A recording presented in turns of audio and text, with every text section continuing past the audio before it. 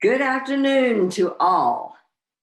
I'm Cam McLoud, Chair of the Cystic Fibrosis Foundation Board of Directors, and it is really my pleasure to welcome all of you to the Cystic Fibrosis Foundation's 17th Volunteer Conference.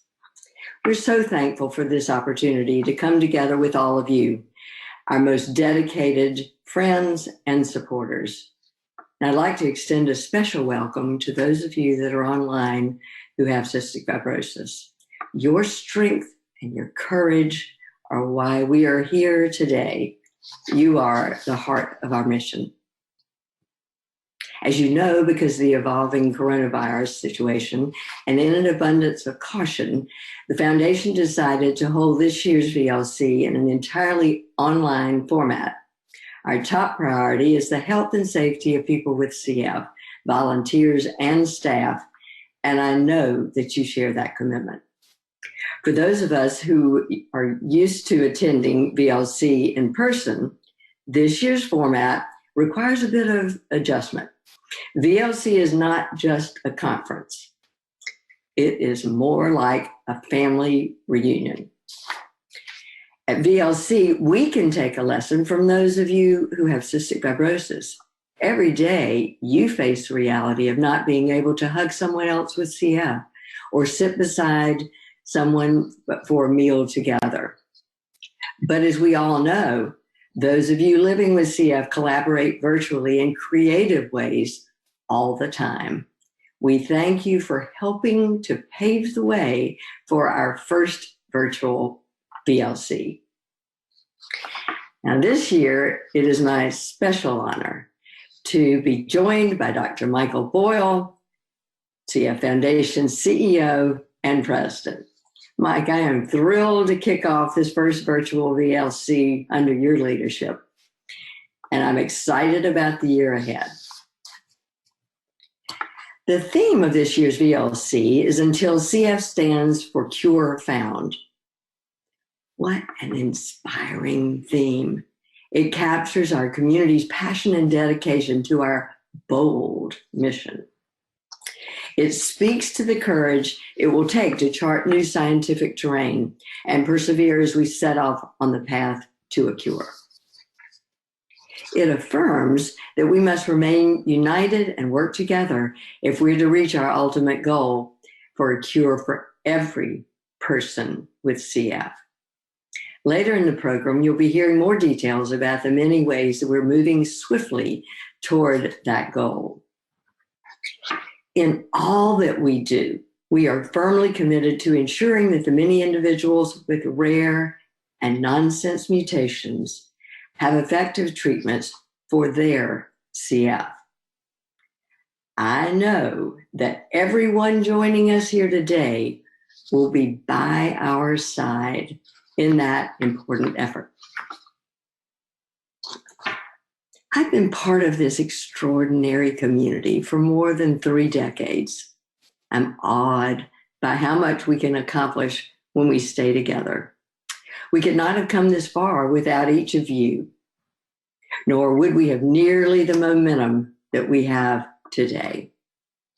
I look forward to our time together, and I'm honored to thank you for all that you do. It's now my pleasure to introduce 2 remarkable people who are advancing our mission through their dedication and service to our community.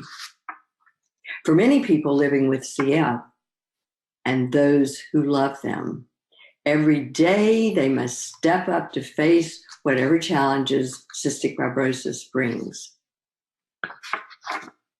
This is how Julie Riedy, one of this year's VLC co-hosts, lives her life. In support of her husband, Chad, who has CF, Julie does not sit on the sidelines, but bravely faces each day as it comes.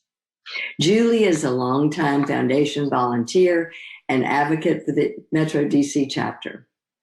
Beyond helping her husband navigate life with CF, she's a dedicated mother to their 2 sons, Tate and Liam, who learn every day what resilience really means through her example. Joining Julie is Ray Poole, a passionate volunteer, both who's been involved with CF Foundation for almost a decade in support of his wife, Rebecca. Not only has Ray served on the leadership board in both the Wisconsin and Greater Cincinnati chapters, he's also an author, a motivational speaker, a former Tomorrow's Leaders chair, and featured guest on the first episode of the CF Foundation's Tomorrow's Leaders podcast, Breaking Through. Ray and Julie give their all in the fight against CF, and we are so fortunate to have them as our VLC co-hosts this year. Please join me in welcoming Ray Poole and Julie Riedy.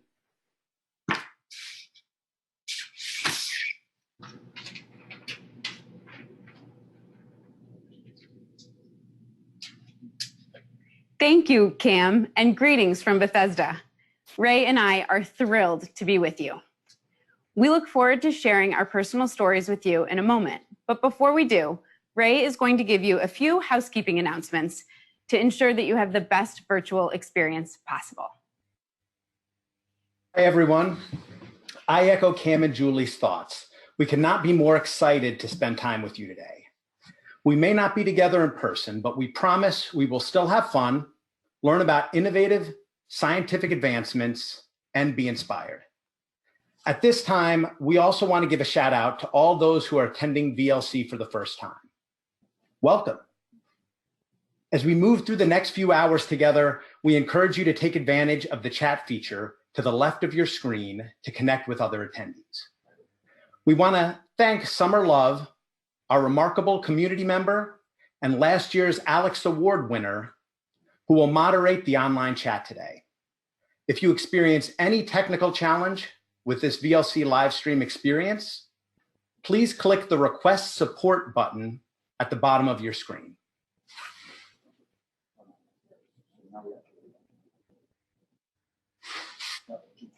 Thanks, Ray. It's time for us to share our stories and tell the viewers what inspired us to get involved in advancing the CF Foundation's mission. I'm a teacher, a runner, a native Michigander, a mom, and a CF spouse to Chad. He is 38 years old, a double delta, has been on Trikafta for 118 days, and currently breathes at about 35% lung function. We live in Alexandria with our two sons, Liam, who's nearly 10 and dreams of rock climbing and becoming a Nats player, and Tate, who is 6 and adores everything Harry Potter and Lego. Chad and I met at Wittenberg University in Springfield, Ohio. At this point, we were carefree college kids. Chad was playing lacrosse and I was starting my education degree. A mutual friend told me about Chad's CF when we were in our sorority house one day. And I remember looking into her eyes, saying, okay, and sort of moving on. It was the first time I'd ever heard of this thing called cystic fibrosis. I didn't know what it was. I figured it was a lot like an allergy. I've learned a little bit more since then, but at that time, CF really didn't limit Chad's life very much. And that continued to be the case as we finished college, moved to Alexandria, and eventually were married. While there were regular trips to Johns Hopkins to visit with Dr. Boyle and his team, and of course, Chad's daily treatments, CF did not have a major impact on Chad's life when I was a part of it until August of 2007. I can remember the date pretty easily. We had been married just shortly before and had come back from our honeymoon when Chad started having trouble completing day-to-day tasks. Walking up the stairs, carrying laundry, or just keeping up with our lifestyle was becoming challenging. Our honeymoon was over, and I was quickly learning the fine line of walking as a spouse and a support person and how it can be tricky. First, some gentle nudges, and then some not so gentle nudges encouraged Chad to call his care team, and soon after, he was hospitalized for the first time since I'd met him. It was during that stay when CF and what it could mean for my life became clear. I can remember talking with my mom on the phone in the hospital bathroom and crying, trying to muster the courage to get back in that room with Chad so I could be strong for him, so that I could help him handle his disease. That was the tipping point, the turning point in my role for Chad's care. I became his principal advocate and supporter. I was with him for his therapy. He told his fears to me, and I was the person who would push him to do hard things. That was the hospital stay where CF became real to my still naive and definitely scared out of my mind self. But it was also the time when my passion to fight for my husband became stronger than it ever had been. I made up my mind that CF was just not Chad's fight. It was mine too. Chad got through that hospital stay, and I'm happy to report there hasn't been one since. Some home IVs, but no overnights. And while transplant has been part of our conversation, we've been hopeful for new therapies. Chad remains healthy enough to live the lifestyle he wants to live. And I'm thrilled to report that his longtime lung function of 28% got a very welcome 7-point boost after being on Trikafta to 35%. Chad's playing baseball with the boys, keeping up with us on bike rides, and being an all-time awesome dad and husband. CF certainly gives our family a different rhythm than other CF families. I would tell you, though, it does not define us. I can even argue that it has strengthened us. Since the moment Liam and Tate were old enough, in the morning, they quickly give me a good morning hug and then skibberty, dashing away to the basement where they know Chad is going to be doing his treatments. They cuddle, read, watch TV, and just be together. While his treatments definitely limit what time our family activities can start, they've also created a wonderful experience for Chad and the boys. CF has taught me patience and the importance of appreciating every day as it comes. It's teaching Liam and Tate the importance of empathy and giving them hope and grit that most students and children don't have yet. Just last night, as our family was discussing our plan for the coronavirus, Liam and Tate listened, participated, and seemed to understand why it's important for our family to take a different action than other families. Our life is full and our life is happy.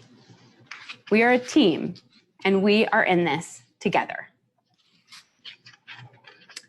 I'm before you today with gratitude and, dare I say it, disbelief. If you flash back 35 years ago when Chad was diagnosed, and I know many of you were in this fight 35 years ago, you know that Chad should not have lived till today. You know that when Carl and Judy first learned that Chad had CF, they were told he shouldn't hit a double-digit birthday. But since I'm here, you know Chad did. He hit 10 and all the next milestones: graduation, college, crashing his first car, marriage, and family. And while 40 might sound more impressive to some, our community knows that the fact that he's turning 39 this year is worth celebrating. Thank you. It's because of you in this fight, the doctors, the visionaries, the people before us, that Chad is able to be the man he is. Chad is compassionate, engaged, and he makes my family whole. It's because of all of you I got to meet him. And it's because of all of you I get to love him. And it's because of all of you that Liam and Tate get to grow up with their dad. And most days, that's enough. Most days, I'm even-keeled, tough, and optimistic. But a lot of days, I'm scared. I'm scared that 35% won't be good enough anymore. I'm scared that I won't get to grow old with Chad. And I'm scared that Liam and Tate will have to be braver and go through harder things than they should. I want for CF to be done. Really, totally done. I want a cure for Chad and for every single person. CF will not stop my family. It has not stopped any of us in this community, and we will not back down.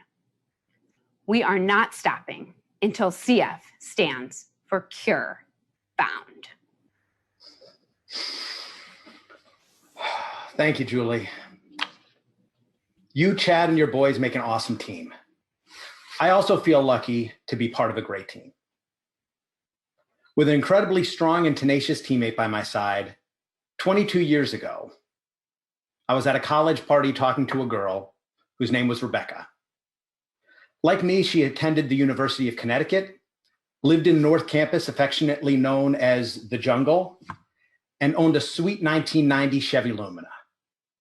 She was this super smart honor student, university scholar, double majoring in cytogenetics and molecular biology. And it turned out that she had cystic fibrosis. Shortly after telling me this, Rebecca gave me an 8-page medical journal article detailing the genetic mutation and the effects of the disease. As I read it, I was trying to wrap my head around how this 20-year-old person had a 30-year life expectancy and what a relationship with them might look like. In retrospect, I'm so glad that that didn't scare me away. She was healthy when we started dating, and I knew from the medical journal article that the disease was going to progress.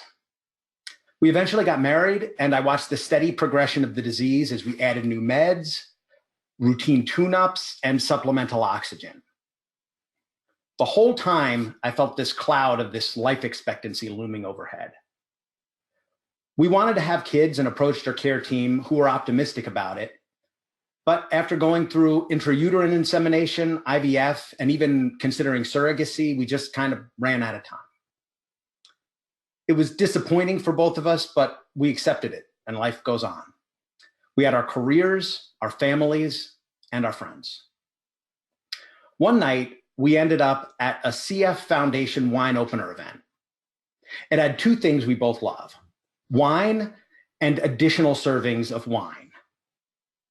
It was then that I decided to do more to support the foundation beyond our annual donation. Up to that point, I'd always asked Rebecca if we should go to events or if we should start a team. And she never had the energy. It wasn't until she nominated me for finest that I realized that she had enough on her plate with CF and a demanding full-time job. My mindset shifted, and I thought this could be something I could do to help.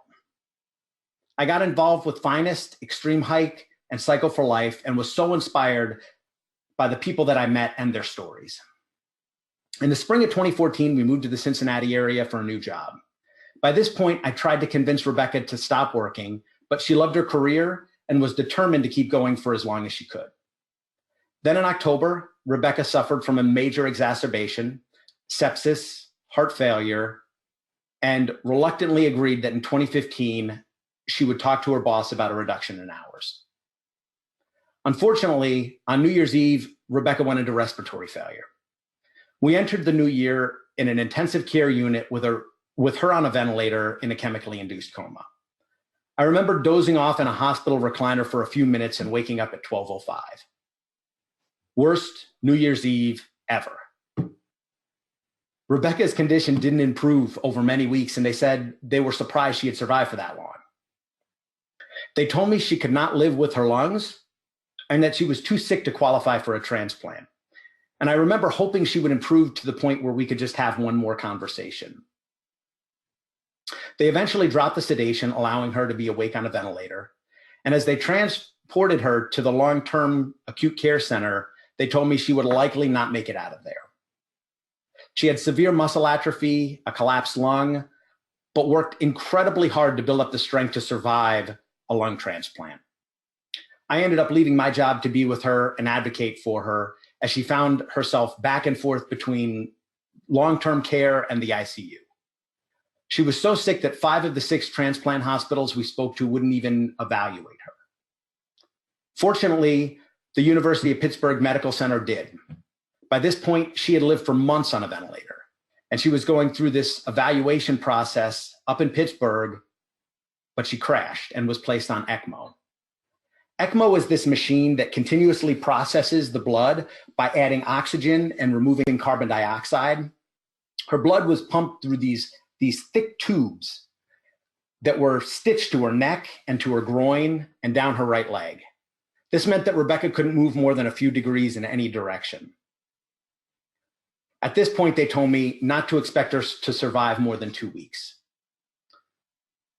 She spent 6 months on a ventilator and over 2 weeks on ECMO. It was so incredibly hard to see her this close to death. Then on June 18th, 2018, Rebecca received a double lung transplant that saved her life. Transplant's not a cure, though. It resulted in its own set of problems like kidney disease and immunosuppression. Rebecca still suffers from other comorbidities like diabetes, sinusitis, vestibular balance disorder, and severe GI issues. Despite all that she deals with, we're just so appreciative that she's still alive. Now, I try to be careful how I tell this story, especially to people who have kids with CF. Rebecca's story is unique, and the months spent on a ventilator was so challenging, and yet there are many reasons to be more hopeful for the next generation, such as the incredible scientific advancements that are being made, which you'll hear about later today. When I first started volunteering, it was for my wife, and today she's still my most powerful source of inspiration. But now I'm also inspired and motivated by so many others. I'm in this fight so that no one has to go through what Rebecca did. That's why I'm in it until it's done, until CF stands for Cure Found. Thanks, Ray. I am so glad that we are in this fight together. And I'm pleased to say there's someone else in this fight also. He's a marvelous person, an incredible physician, and an inspiring leader. It is my privilege to introduce the president and CEO of the CF Foundation, Dr. Mike Boyle. Mike has been with the foundation for nearly 5 years. Prior to becoming CEO, Dr. Boyle served as Senior Vice President, Therapeutics Development, overseeing the organization's clinical development efforts. Internationally known for his clinical research and work to improve the care for adults with CF, Dr. Boyle founded the Johns Hopkins Adult CF Program, one of the largest in the country. He is the director of the center, and for 2 decades, also Chad's doctor. Over the years, we have relied on Mike's wisdom and guidance, and he has never let us down. We are honored to have you as a friend. Now, I know you all are as excited as I am to hear from Mike and his vision for how the foundation is going to find a cure for cystic fibrosis. Thank you, Julie, and thank you for those words. They mean so much. And Ray, thank you for your stories. Julie, I think when I look at the two of you, I basically am inspired because you guys embody incredible dedication and commitment. And Ray, I'm looking at you here on screen right now, so I feel like I'm talking directly to you. That thank you. Thank you for modeling this for us. Thank you as well, Chad and Becca, for inspiring us. Right. So when I look at you two, it sort of embodies not only that determination, but embodies the progress that we've had, obviously in these most recent years, but dating back actually 65 years worth of the CF Foundation. So thank you for representing that for us. And then welcome to everybody online. Thank you. I know that each of you have a similar story and embody those exact same determination and commitment. So thank you. It's interesting. We didn't actually plan this. This was selected way ahead of time, but I've had the pleasure of knowing both Julie and Ray and Chad and Becca for years. It was long before, it had nothing to do with the selection as co-hosts. So one of the things I wanted to do, though, was to look back and to think a little bit about how much has changed since we got to know each other. And I'm going to start, in some ways, I'm going to start with Ray and Becca, because I was thinking back, and Becca, actually, I've known since 1999. And at the time, Becca was a researcher. She was in college, but came to our lab at Johns Hopkins to do research over the summer. There she was obviously absolutely determined to make a difference, not only in doing well with cystic fibrosis, but actually contributing in cystic fibrosis research. And that was not only in the lab, but a continued part of her career as she went to do work as a clinical research associate and help with clinical trials. I was thinking back that Ray, when I met her, I think she did mention a guy that she had met. But at the time, I had no idea that 20 years later we'd be sitting doing this together. So I think, though, it's important to realize what was going on in the CF community at the time. There were very few adult programs at the time. As a matter of fact, the adult CF program was just at Johns Hopkins was just about to get started then. Some of the other things that were going on there, there was only one approved cystic fibrosis drug, Pulmozyme, only one. Lung transplant was something that was just getting started. It was considered to be pretty risky, something we didn't do a lot of, very early days. So Chad, I know you're watching online, and Julie, I looked back and actually found my clinic note from our first visit together. That was in 2004. I wrote in the social history that, Chad, you were single, working as a teacher and a lacrosse coach at Georgetown Day School. I'm sorry, Julie, you didn't make it into that note. It was obvious he left out the best part. But you know what was going on? There's adult programs in 2004 were starting to catch on and starting to move ahead. But the idea of adults with CF being parents was actually something that was really not, it was a little bit controversial at the time. Obviously, Julie and Chad are both proud parents of two rambunctious boys now. Toby had just been approved. It was basically the second drug that gave us an option, but still not much in the arsenal. The idea of treating the underlying cause of CF was a pipe dream, right? At the time, some of these transformative drugs were basically just chemicals in a dish in a lab. And it makes you realize how much has changed. And so I think throughout this, Ray and Julie, when I look at you, and when Chad and Becca, when I think of you, you guys are going to embody for us how much progress we've made during that time and how much we have reasons to be confident. So, you know, I think it's that same evidence of progress, that same determination and commitment that we've talked about that we're all bringing here virtually today. It's bringing us together. It's also going to be the thing that carries us forward as we continue to move. It's also the thing that's not going to let coronavirus get in our way. You know, so we're going to talk a little bit more about that, but I'm going to say most importantly, it's that combination of determination and commitment that we all have that are going to make us more confident than ever here at the foundation, everybody online throughout the community, that we are going to be absolutely successful as we head into this new time and end this disease. Now, I mentioned coronavirus, COVID-19. I at least just need to give a talk a little bit about it briefly. It's been a challenging and I know an anxiety-provoking time.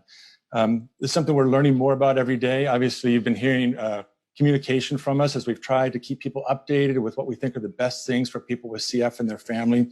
Obviously, being extra cautious on all of this. We're going to talk more specifically about COVID-19 during our medical section. So I'm not going to go into this in great detail right now.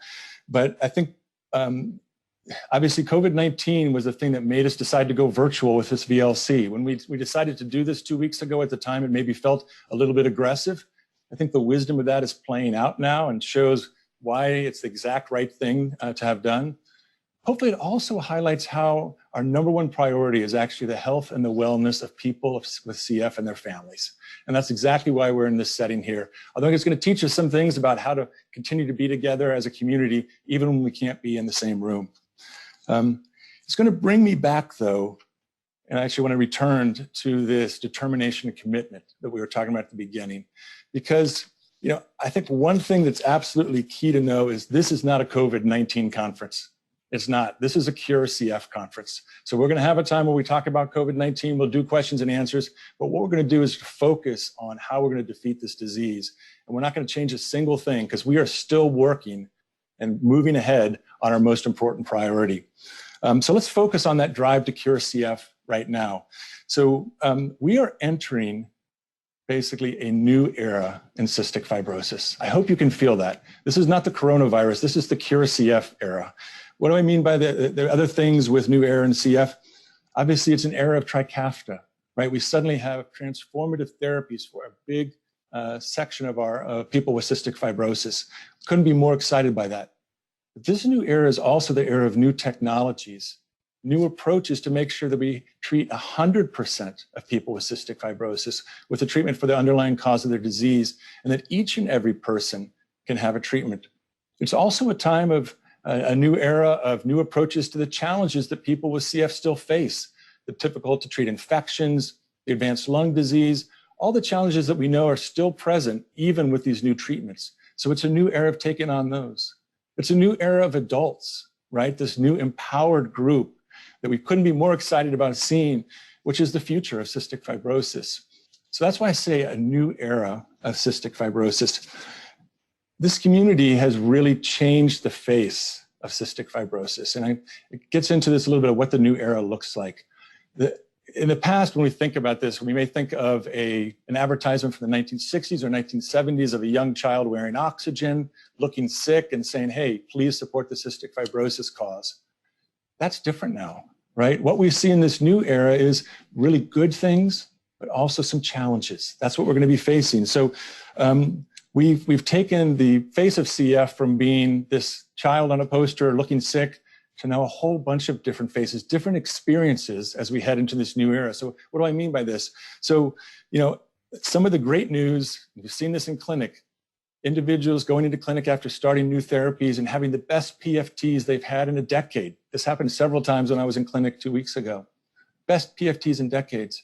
At the same time, knowing that there's a challenge of people who don't have a treatment that allows them to have that same type of result. And we're going to need to take new approaches for that. We see people that are thriving after a double lung transplant. We also know there's people who've had transplant or continuing to struggle with chronic rejection or some of the complications. Again, this great news, but also continued challenges we're going to have to take on. We see people growing up and having families of their own. It's a great success. We just talked about that. At the same time, we see other people who are unable to take this step.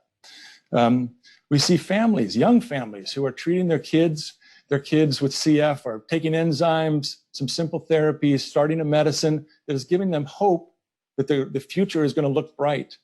At the same time, in our community, we have people who've lost children, but are still with us fighting, even though they have a different experience. The other thing we do is we've been in this sort of new era where it's a time of being stronger together, right? We've said this over and over again, this is how we're going to attack this, but it's also an era where we're going to have to figure out how we can be stronger together, but not always be in the same room. That's another key part of this future. So we've made incredible progress. I think Julie and Ray, Chad and Becca embody this, how we're going to move forward. To me, this is the perfect time to be starting as CEO, this new era that we're stepping into. And what I want to invite you now is to step with me, to step into this new era and to realize there's some great things going on, but we have some real challenges ahead. As a matter of fact, if you look at what we still have to accomplish, our most important and our most challenging work is still ahead of us. The good news is we have a plan and we have confidence. We've been saying as we've met as an organization that we have the right people and the right plan. The right people is not only people at the CF Foundation, it's everybody online, it's the CF community. And this plan, I hope you've at least seen by now our 5-year strategic plan.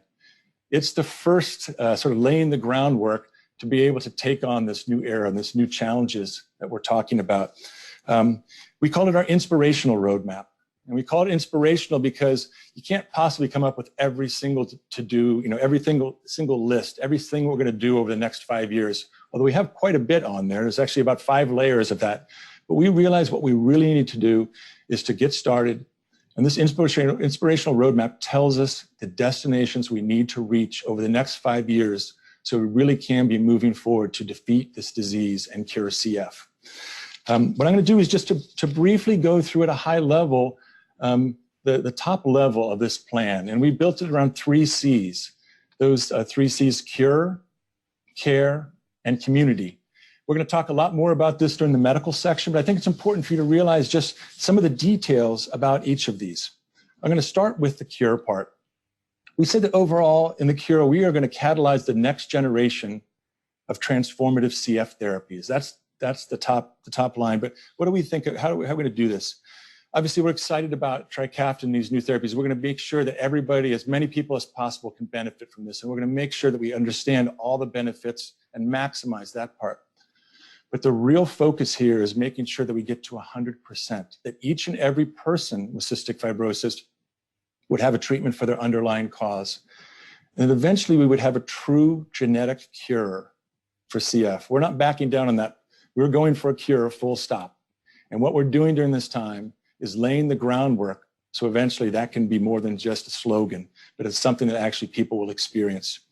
The other part of the cure is taking on those challenges I mentioned.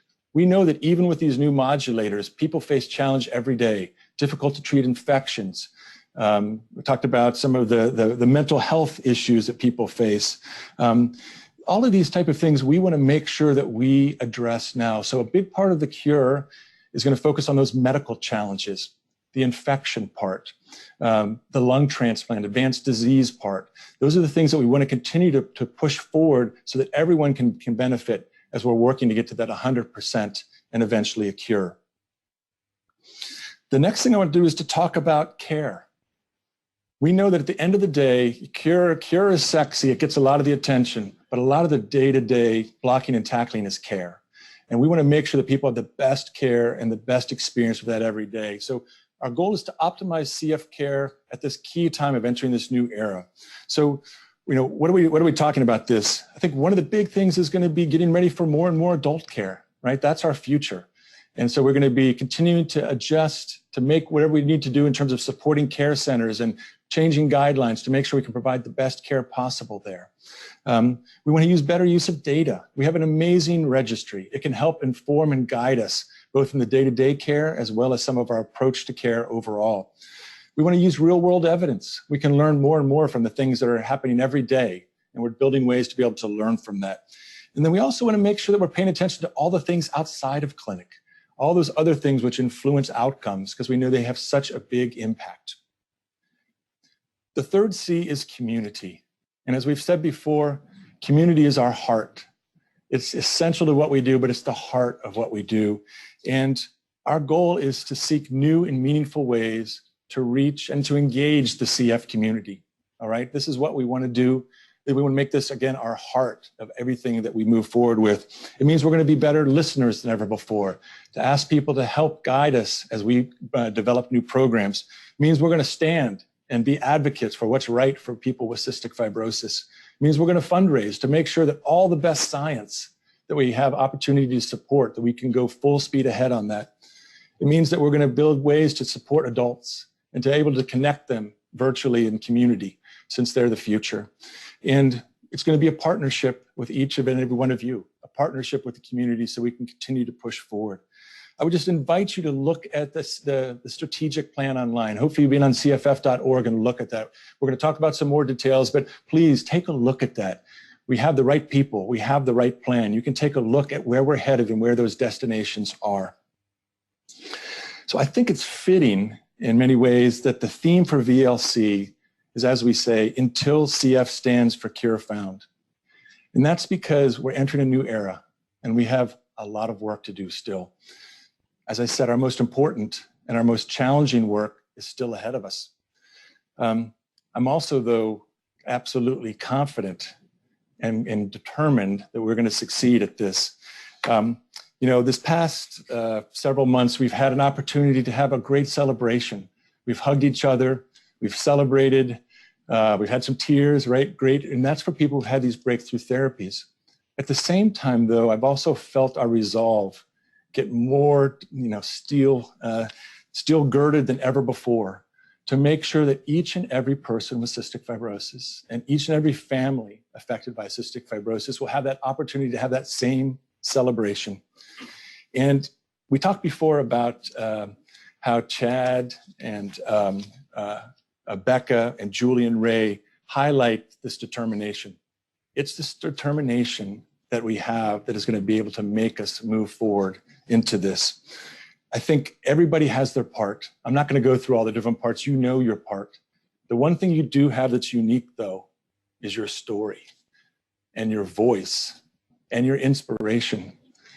As I was getting ready for this, I was actually reflecting on my own inspiration. I can tell you my inspiration now is just as strong as it was at day one.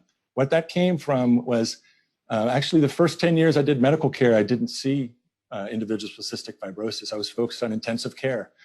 But there was one day in clinic when I had a chance to meet 5 young adults with cystic fibrosis who were determined, a little bit desperate because they were sick.